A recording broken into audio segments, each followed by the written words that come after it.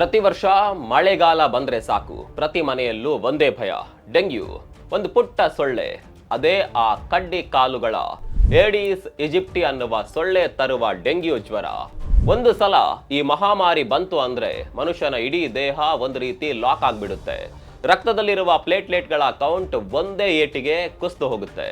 ಕೊನೆಗೆ ಐಸಿಯು ಸೇರುವ ಪರಿಸ್ಥಿತಿ ಆ ಒಂದು ಸೊಳ್ಳೆ ತಂದ್ಬಿಡುತ್ತೆ. ಇದುವರೆಗೂ ಈ ಡೆಂಗ್ಯೂ ತಡೆಗಟ್ಟೋಕೆ ಜಗತ್ನಲ್ಲಿ ಯಾವುದೇ ಪರ್ಫೆಕ್ಟ್ ವ್ಯಾಕ್ಸಿನ್ ಅಥವಾ ಲಸಿಕೆ ಇರಲಿಲ್ಲ. ಜ್ವರ ಬಂದ ಮೇಲೆ ಟ್ರೀಟ್ಮೆಂಟ್ ತಗೋಬೇಕಿತ್ತು. ಆದರೆ ಇವತ್ತಿನ ದಿನ ಇಡೀ ದೇಶದ ಜನ ನೆಮ್ಮದಿಯ ನಿಟ್ಟುಸಿರು ಬಿಡುವ ತರ ಒಂದು ಬಿಗ್ ಬ್ರೇಕಿಂಗ್ ನ್ಯೂಸ್ ಬಂದಿದೆ.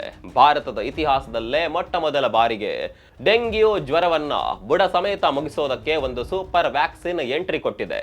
ಜಪಾನ್ ಮತ್ತು ಭಾರತ ಜಂಟಿಯಾಗಿ ಸೇರಿ ಉತ್ಪಾದನೆ ಮಾಡ್ತಿರುವ ಈ ವ್ಯಾಕ್ಸಿನ್ ಇಡೀ ಮೆಡಿಕಲ್ ಲೋಕಕ್ಕೆ ಒಂದು ಬಿಗ್ ಅಪ್ಡೇಟ್.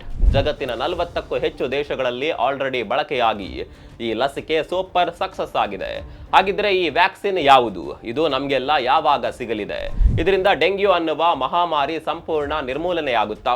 ಈ ಕಂಪ್ಲೀಟ್ ಡೀಟೇಲ್ಸ್ ಅನ್ನ ಇವತ್ತಿನ ಈ ವಿಡಿಯೋದಲ್ಲಿ ನೋಡ್ತಾ ಹೋಗೋಣ. ಸ್ನೇಹಿತರೆ ನಮಸ್ಕಾರ, ಚರಿತ್ರೆ ಮತ್ತೊಂದು ವಿಡಿಯೋಗೆ ನಿಮಗೆಲ್ಲ ಪ್ರೀತಿಯ ಸ್ವಾಗತ.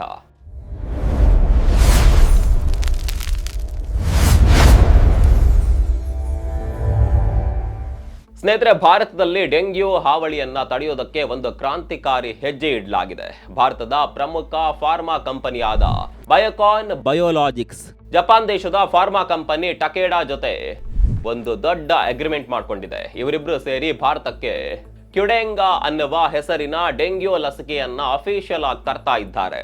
ಭಾರತ ಸರ್ಕಾರದ ಔಷಧ ಗುಣಮಟ್ಟ ನಿಯಂತ್ರಣ ಸಂಸ್ಥೆ ಅಥವಾ CDSCO ಈ ಲಸಿಕೆಯನ್ನ ಅಪ್ರೂವ್ ಕೂಡ ಮಾಡಿದೆ. ಇದು ನಮ್ಮ ದೇಶಕ್ಕೆ ಸಿಗ್ತಾ ಇರುವ ಜಗತ್ತಿನ ಅತ್ಯಂತ ಭರವಸೆಯ ಡೆಂಗ್ಯೂ ವ್ಯಾಕ್ಸಿನ್. ಈ ಕ್ಯುಡೆಂಗಾ ಲಸಿಕೆ already European union, Britain, Brazil, Argentina, Indonesia ಮತ್ತು ಥೈಲ್ಯಾಂಡ್ ಸೇರಿದಂತೆ ಜಗತ್ತಿನ 40ಕ್ಕೂ ಹೆಚ್ಚು ದೇಶಗಳಲ್ಲಿ ಆಲ್ರೆಡಿ ಅಪ್ರೂವ್ ಆಗಿ ಜನರ ಬಳಕೆಗೆ ಸಿಗ್ತಾ ಇದೆ. ಈಗ ಭಾರತದಲ್ಲೂ ಇದನ್ನ ತರೋದಕ್ಕೆ ಬಯೋಕಾನ್ ಕಂಪನಿಯು ಜಪಾನ್ನ ಟಕೇಡಾ ಜೊತೆ ಮ್ಯಾನುಫ್ಯಾಕ್ಚರಿಂಗ್ ಮತ್ತು ಸಪ್ಲೈ ಪಾರ್ಟ್ನರ್ಶಿಪ್ ಮಾಡಿಕೊಂಡಿದೆ. ಅಂದ್ರೆ ಜಪಾನ್ನ ರಿಸರ್ಚ್ ಟೆಕ್ನಾಲಜಿಯನ್ನ ಇಟ್ಕೊಂಡು ಭಾರತದಲ್ಲಿ ಇದರ ಪ್ರೊಡಕ್ಷನ್ ದೊಡ್ಡ ಮಟ್ಟದಲ್ಲಿ ಶುರುವಾಗಲಿದೆ.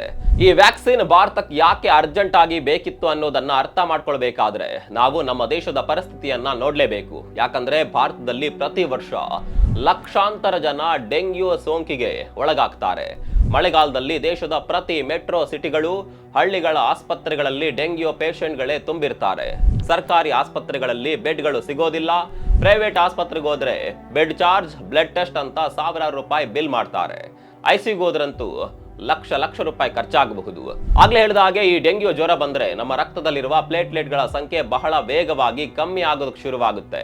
ನಾರ್ಮಲ್ ಆಗಿ ಮನುಷ್ಯನಿಗೆ 1.5 ಲಕ್ಷ ಇರಬೇಕಾದ ಪ್ಲೇಟ್ಲೆಟ್ಸ್ ಕೌಂಟ್ ಡೆಂಗ್ಯೂ ಬಂದ್ರೆ 20,000 10,000ಕ್ಕೆ ಬಂದು ನಿಲ್ಲುತ್ತೆ. ಇದರಿಂದಾಗಿ ದೇಹದ ಒಳಗೆ ಬ್ಲೀಡಿಂಗ್ ಅಂದ್ರೆ ರಕ್ತಸ್ರಾವ ಶುರುವಾಗಿ ಮನುಷ್ಯ ಸತ್ತು ಹೋಗುವ ಚಾನ್ಸಸ್ ಕೂಡ ಇರುತ್ತೆ.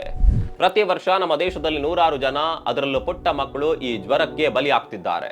ಬಡವರು ಪ್ಲೇಟ್ಲೆಟ್ಸ್ ಹೊಂದಿಸೋಕ್ಕೋಸ್ಕರ ಕೈಯಲ್ಲಿರುವ ಒಡವೆ ಮಾರುವ, ಸಾಲ ಮಾಡುವ ಪರಿಸ್ಥಿತಿ ಕೂಡ ಇದೆ. ಇಂತಹ ಟೈಮ್ ನಲ್ಲಿ ಈ ವ್ಯಾಕ್ಸಿನ್ ಬರ್ತಿರೋದು ಇಡೀ ದೇಶಕ್ಕೆ ಒಂದು ಬಿಗ್ ರಿಲೀಫ್ ಅಂತಲೇ ಹೇಳ್ಬೋದು.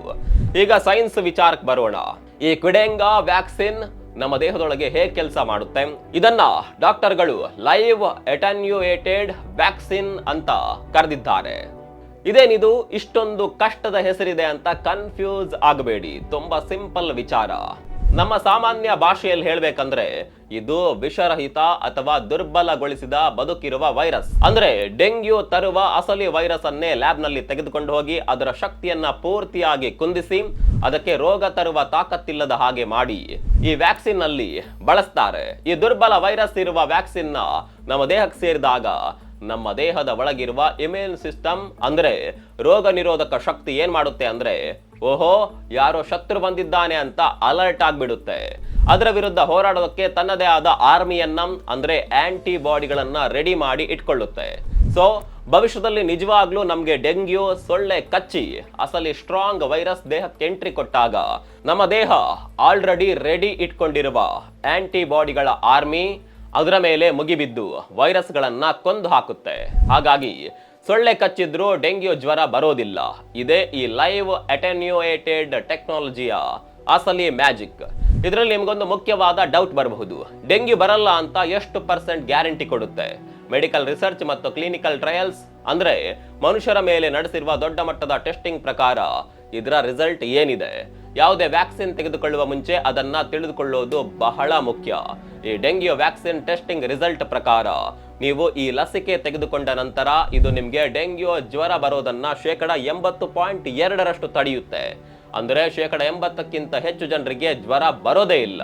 ಒಂದು ವೇಳೆ ವ್ಯಾಕ್ಸಿನ್ ತೆಗೆದುಕೊಂಡ ಮೇಲೂ ಯಾರಿಗಾದ್ರೂ ಡೆಂಗ್ಯೂ ಜ್ವರ ಬಂದ್ರೆ ಅವರು ಸೀರಿಯಸ್ ಆಗಿ ಆಸ್ಪತ್ರೆಗೆ ಅಡ್ಮಿಟ್ ಆಗುವ ಪರಿಸ್ಥಿತಿ ಬರೋದನ್ನ ಇದು ಬರೋಬ್ಬರಿ 90.4% ತಡೆಯುತ್ತೆ. ಅಂದ್ರೆ ಈ ಲಸಿಕೆ ತೆಗೆದುಕೊಂಡ್ರೆ ನಿಮ್ಮ ಪ್ರಾಣಕ್ಕೆ ಯಾವುದೇ ಅಪಾಯ ಇರಲ್ಲ. ಜ್ವರ ಬಂದ್ರೂ ನಾರ್ಮಲ್ ಜ್ವರದ ತರ ಬಂದು ವಾಸಿ ಆಗುತ್ತೆ. ICUಗೆ ಹೋಗುವ ಅವಶ್ಯಕತೆ ಬರಲ್ಲ ಅಂತ ಟೆಸ್ಟಿಂಗ್ ರಿಪೋರ್ಟ್ಸ್ ಹೇಳ್ತಿವೆ. ಇನ್ನೊಂದು ಇಂಟ್ರೆಸ್ಟಿಂಗ್ ವಿಷಯ ಏನಪ್ಪಾ ಅಂದ್ರೆ ಡೆಂಗ್ಯೂ ವೈರಸ್ ನಲ್ಲಿ ಒಟ್ಟು 4 ತರಹದ ಬೇರೆ ಬೇರೆ ವೇರಿಯಂಟ್ಸ್ ಇರ್ತಾವೆ. ಮೆಡಿಕಲ್ ಭಾಷೆಯಲ್ಲಿ ಇದನ್ನ 4 ಸೀರೋಟೈಪ್ಸ್ ಅಂತ ಕರೀತಾರೆ. ಒಂದ್ಸಲ ನಮಗೆ ಮೊದಲನೇ ಟೈಪ್ ಡೆಂಗ್ಯೂ ಬಂದು ವಾಸಿ ಆದ್ರೆ ನಮ್ಮ ದೇಹಕ್ಕೆ ಬರೀ ಆ ಒಂದೇ ಟೈಪ್ ವೈರಸ್ ವಿರುದ್ಧ ಹೋರಾಡುವ ಶಕ್ತಿ ಬಂದಿರುತ್ತೆ. ಮುಂದಿನ ಸಲ ಏನಾದ್ರೂ 2ನೇ ಅಥವಾ 3ನೇ ಟೈಪ್ ಡೆಂಗ್ಯೂ ವೈರಸ್ ದಾಳಿ ಮಾಡಿದ್ರೆ ನಮಗೆ ಜ್ವರ ಮತ್ತಷ್ಟು ಭೀಕರವಾಗಿ ಬರುತ್ತೆ. ಅದೇ ಈ ಕ್ವಿಡೆಂಗಾ ವ್ಯಾಕ್ಸಿನ್ ನ ಅತಿ ದೊಡ್ಡ ಸ್ಪೆಷಾಲಿಟಿ ಏನಂದ್ರೆ ಇದು ಕೇವಲ ಒಂದು ಟೈಪ್ ಅಲ್ಲ, ಡೆಂಗ್ಯೂನ 4 ತರಹದ ವೇರಿಯಂಟ್ಸ್ ವಿರುದ್ಧ ಒಟ್ಟಿಗೆ ಹೋರಾಡುವ ಸೂಪರ್ ಪವರ್ ಹೊಂದಿದೆ. ಅಂದ್ರೆ ಆ 4 ವಿಧದ ವೈರಸ್ ಮುಗಿಸೋದಕ್ಕೆ ಇದು ಒಂದೇ ಒಂದು ಪವರ್ಫುಲ್ ಬ್ರಹ್ಮಾಸ್ತ್ರ. ಹಾಗಿದ್ರೆ ಯಾರೆಲ್ಲ ಈ ಲಸಿಕೆ ತೆಗೆದುಕೊಳ್ಳಬಹುದು? ಇದರ ಡೋಸೇಜ್ ಲೆಕ್ಕಾಚಾರ ಏನು? ಆ ರೂಲ್ಸ್ ನೋಡೋದಾದ್ರೆ ವಿಶ್ವ ಆರೋಗ್ಯ ಸಂಸ್ಥೆ ಮತ್ತು ಗ್ಲೋಬಲ್ ಗೈಡ್ ಲೈನ್ಸ್ ಪ್ರಕಾರ 4 ವರ್ಷದ ಪುಟ್ಟ ಮಕ್ಕಳಿಂದ ಹಿಡಿದು 60 ವರ್ಷದ ವಯಸ್ಸಿನವರೆಗೂ ಪ್ರತಿಯೊಬ್ಬರೂ ಈ ವ್ಯಾಕ್ಸಿನ್ ಅನ್ನ ಆರಾಮವಾಗಿ ತೆಗೆದುಕೊಳ್ಳಬಹುದು. ಇದರ ಡೋಸೇಜ್ ಲೆಕ್ಕಾಚಾರ ಕೂಡ ತುಂಬಾ ಸಿಂಪಲ್ ಆಗಿದೆ. ಇದನ್ನ ಟೋಟಲ್ ಆಗಿ 2 ಡೋಸ್ಗಳಲ್ಲಿ ಕೊಡಲಾಗುತ್ತೆ. ಅಂದ್ರೆ ನೀವು ಇವತ್ತು ಹೋಗಿ ಮೊದಲನೇ ಡೋಸ್ ಇಂಜೆಕ್ಷನ್ ತೆಗೆದುಕೊಂಡ್ರೆ ಕರೆಕ್ಟ್ ಆಗಿ 3 ತಿಂಗಳ ಗ್ಯಾಪ್ ಬಿಟ್ಟು ಅಂದ್ರೆ 3 ತಿಂಗಳ ನಂತರ ಸೆಕೆಂಡ್ ಡೋಸ್ ತೆಗೆದುಕೊಳ್ಳಬೇಕಾಗುತ್ತೆ. ಈ ಡೋಸ್ ಕಂಪ್ಲೀಟ್ ಆದರೆ ನಿಮ್ಮ ದೇಹದಲ್ಲಿ ಡೆಂಗ್ಯೂ ವಿರುದ್ಧ ಹೋರಾಡುವ ಶಕ್ತಿ ಸೃಷ್ಟಿಯಾಗುತ್ತೆ. ಇಲ್ಲಿ ಮತ್ತೊಂದು ದೊಡ್ಡ ಅಪ್ಡೇಟ್ ಇದೆ ಸ್ನೇಹಿತರೆ. ಹಿಂದೆಲ್ಲ ಜಗತ್ತಿನಲ್ಲಿ ಡೆಂಗ್ಯೂಗೆ ಕೆಲವು ಲಸಿಕೆಗಳು ಬಂದಾಗ ಆ ಲಸಿಕೆ ತೆಗೆದುಕೊಳ್ಳಬೇಕಾದ್ರೆ ಒಂದು ಕಠಿಣ ನಿಯಮ ಇತ್ತು. ಏನಪ್ಪಾ ಅಂದ್ರೆ ನಿಮ್ಗೆ ಲೈಫ್ ನಲ್ಲಿ ಆಲ್ರೆಡಿ ಒಂದು ಸಲನಾದ್ರೂ ಡೆಂಗ್ಯೂ ಬಂದಿದ್ರೆ ಮಾತ್ರ ಆ ವ್ಯಾಕ್ಸಿನ್ ತೆಗೆದುಕೊಳ್ಬೇಕಿತ್ತು. ಜ್ವರ ಬರದೆ ಇರೋರು ತೆಗೆದುಕೊಂಡ್ರೆ ಉಲ್ಟಾ ರಿಯಾಕ್ಷನ್ ಆಗುವ ಚಾನ್ಸ್ ಇರ್ತಿತ್ತು. ಆದ್ರೆ ಈ ಜಪಾನ್ನ ಟೆಕ್ನಾಲಜಿಯ ಕ್ವಿಡೆಂಗಾ ವ್ಯಾಕ್ಸಿನ್ಗೆ ಅಂತಹ ಯಾವುದೇ ಕಂಡೀಷನ್ ಇಲ್ಲ. ನಿಮಗೆ ಹಿಂದೆ ಡೆಂಗ್ಯೂ ಜ್ವರ ಬಂದಿರಲಿ ಅಥವಾ ಬಾರದೇ ಇರಲಿ, ನೀವು ಮೊದಲ ಬಾರಿಗೆ ಮುಂಜಾಗ್ರತೆಯಾಗಿ ಹೋಗಿ ಈ ವ್ಯಾಕ್ಸಿನ್ ತೆಗೆದುಕೊಂಡು ಸೊಳ್ಳೆಗಳ ಕಾಟದಿಂದ ಸೇಫ್ ಆಗಬಹುದು. ಕೊನೆಯದಾಗಿ ಸ್ನೇಹಿತರೆ, ಈ ವ್ಯಾಕ್ಸಿನ್ ಬರ್ತಿರೋದ್ರಿಂದ ಭಾರತದಲ್ಲಿ ಡೆಂಗ್ಯೂ ಕಂಪ್ಲೀಟ್ ಆಗಿ ನಿರ್ಮೂಲನೆ ಆಗ್ಬಿಡುತ್ತಾ? ಮೆಡಿಕಲ್ ಎಕ್ಸ್ಪರ್ಟ್ಗಳು ಹೇಳ್ತಿರುವ ಪ್ರಕಾರ 100ಕ್ಕೆ 100% ಡೆಂಗ್ಯೂವನ್ನ ತಕ್ಷಣಕ್ಕೆ ದೇಶದಿಂದ ಓಡಿಸೋದು ಕಷ್ಟ. ಆದರೂ ಸಹ ಪ್ರತಿ ವರ್ಷ ಆಸ್ಪತ್ರೆಗೆ ಸೇರುವ ಲಕ್ಷಾಂತರ ಜನರ ಸಂಖ್ಯೆಯನ್ನ ಮತ್ತು ಸಾವಿರಾರು ಜನರ ಪ್ರಾಣಹಾನಿಯನ್ನ ಇದು ಗಣನೀಯವಾಗಿ ಕಮ್ಮಿ ಮಾಡುತ್ತೆ. ಇನ್ನು ಇದರ ಬೆಲೆ ವಿಚಾರಕ್ಕೆ ಬಂದ್ರೆ ಇದರ ಬೆಲೆ ಇನ್ನೂ ಕೂಡ ನಿಗದಿಯಾಗಿಲ್ಲ. ಆದ್ರೆ ಬಯೋಕಾನ್ ಕಂಪನಿ ನಮ್ಮ ದೇಶದಲ್ಲೇ ಟಕೇಡಾ ಜೊತೆ ಸೇರಿ ಈ ಲಸಿಕೆಯನ್ನ ದೊಡ್ಡ ಮಟ್ಟದಲ್ಲಿ ಪ್ರೊಡಕ್ಷನ್ ಮಾಡ್ತಾ ಇರೋದ್ರಿಂದ ಭಾರತದ ಜನರಿಗೆ ಇದು ತುಂಬಾ ಕಡಿಮೆ ಖರ್ಚಿನಲ್ಲಿ ಮತ್ತು ಸುಲಭವಾಗಿ ಸಿಗುವ ಸಾಧ್ಯತೆ ಇದೆ. ಇದು ಸ್ನೇಹಿತರೆ, ವ್ಯಾಕ್ಸಿನ್ ಬರ್ತಿದೆ ಅಂತ ಮೈಮರೆತು ಡೆಂಗ್ಯೂ ವಿರುದ್ಧ ಪ್ರಿಕಾಷನ್ ತೆಗೆದುಕೊಳ್ಳೋದನ್ನ ಮರಿಬೇಡಿ. ನಿಮ್ಮ ಮನೆ ಸುತ್ತಮುತ್ತ ಕ್ಲೀನ್ ಆಗಿ ಇಟ್ಕೊಳ್ಳೋದು, ನೀರು ನಿಲ್ಲದಂತೆ ನೋಡ್ಕೊಳ್ಳೋದು, ಸೊಳ್ಳೆಗಳು ಮೊಟ್ಟೆ ಇಟ್ಟು ಮರಿ ಮಾಡ್ಕೊಳ್ಳೋದಕ್ಕೆ ಜಾಗ ಮಾಡ್ಕೊಳ್ಳದೆ ಇರೋದು, ಜ್ವರ ಬಂದ್ರೆ ಇಮಿಡಿಯೇಟ್ ಆಗಿ ಆಸ್ಪತ್ರೆಗೆ ಹೋಗೋದು, ಸೊಳ್ಳೆ ಪರದೆ ಕ್ರೀಮ್ಗಳನ್ನ ಬಳಸೋದು, ಇದನ್ನೆಲ್ಲ ನಾವು ಡೆಂಗ್ಯೂ ತಡೆಗಟ್ಟೋದಕ್ಕೆ ಕಂಟಿನ್ಯೂ ಆಗಿ ಮಾಡಲೇಬೇಕು.